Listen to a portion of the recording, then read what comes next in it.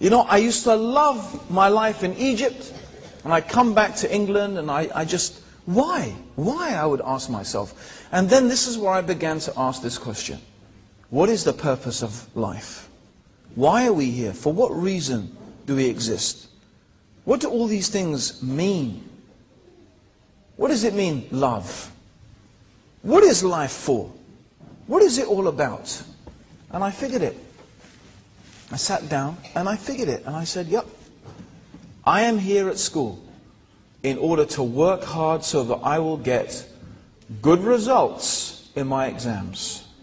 So I can go to a good university, so I can get a good degree, so I can get a good job that will make me enough money so that when I get married and have kids, I can send them back to that same expensive public school, private school, and that they can work hard and get a good degree so that they can get a good job, so that when they have kids, they can earn enough money to send their kids back to that school, right? And then I thought about it. I thought, that's it. That's the purpose of life. That's what it's all for. I said, no way. I can't believe that's all there is to life. And so I began a quest. It was not like, today I am going on a quest for the truth. It wasn't like that. It was just, I began to think. I began to search. I began to look through other religions. You know, anything that I thought might give me an insight and an understanding to what is the purpose of life. What is it all about? Now, when I was about 19, something happened, something very important happened, and that was, in the 10 years that I spent and my holidays in Egypt, only one person ever really had a decent conversation with me about Islam. Now, I had many, many questions about Catholicism, but when it came to anyone challenging me, okay, or questioning me, I would vigorously defend. I would become a defender of the faith. You know, even though I didn't actually believe in it, but, you know, I suddenly became a defender of it. It was a strange paradox, okay? I had many questions in my mind, but, you know, especially when it's this Egyptian. I mean, after all, what does he know? I'm English. We used to rule these chaps not a few years ago. You know, after this conversation's been going on for about 40 minutes, he asks me a few simple questions, and they've stuck in my head until this day. He said, so you believe that Jesus is God? I said, yes. And he said, and you believe Jesus died on the cross? I said, yes. He said, so you believe God died? And when he said that, you know what? It was, if Mike Tyson had come and smacked me in the face with a fist, right? It wouldn't have had, I mean, I was absolutely flabbergasted. Because I suddenly realized the irrationality and the just, I have to say it, the foolishness of what I was believing. And inside myself, I said, of course I don't believe that God died. You can't kill God. And I realized that all these years I had been taught something. I had been indoctrinated with something. I had been taught this thing, and I always felt uncomfortable with it, but you know, it just took someone to spell it out for me in clear, simple terms. Look, if you believe this and you believe this, then you must believe that. And I realized that, no, I didn't believe that. But you know what? I wasn't going to admit that to him. I wasn't going to admit. I said, that's been very interesting, and I've got to go up to my cabin now, okay? Bye! You know, I didn't want to think about it, and I went up and started smoking and having a coffee and writing and doing anything to think about except what the guy had been telling me. But, you know, it had its effect. It really had its effect. You know, because after that stage, and this is something, like I said, I'd always been uncomfortable with. But that was a big changing point in my life.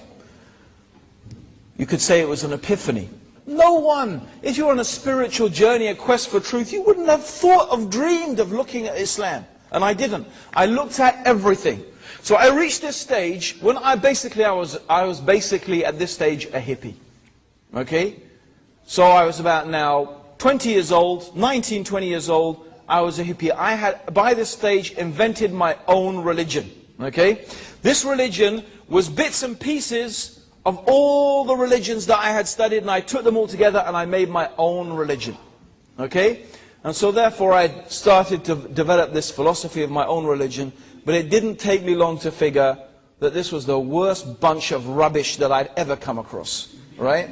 I mean, of all the things I'd been through, it was the worst. And I said to myself, forget it.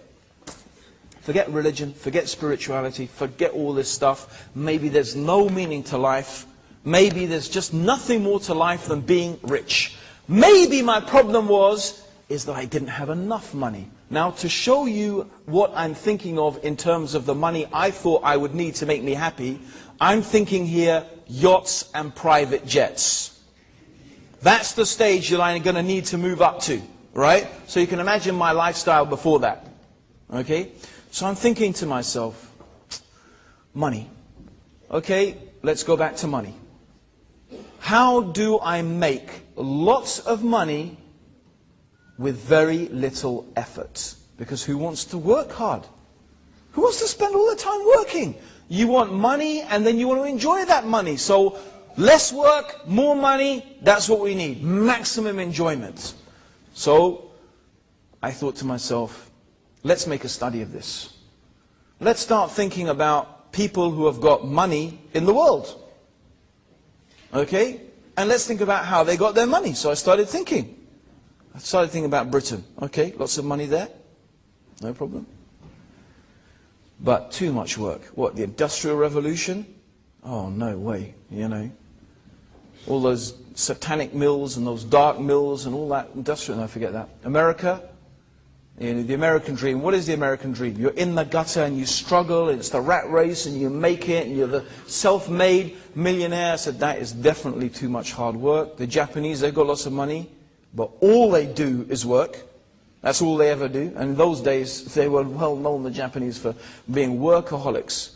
And then it came to me. Those Saudi Arabians, they've been sitting on their camels, going, Allahu Akbar, and they've got all this money. That's the one. That's it. Let me look at that. That's interesting. No effort, maximum money. There's got to be something there. So I said to myself, okay, let me think about it. Of course. Okay, what's their religion, their book? Yeah, the Quran. Right, let me have a look at this Quran. There's got to be something interesting there. And that is really what motivated me to go down to the bookshop, and I took a translation of the Quran. And you know what? I really believe it had to be like that way, because I was really just approaching the Quran out of curiosity, to see what it had to say. I was coming with an open mind. You know, I was not looking for truths, I was not looking for what, I was just curious to see what did this book have to say. Was there something there? That's all.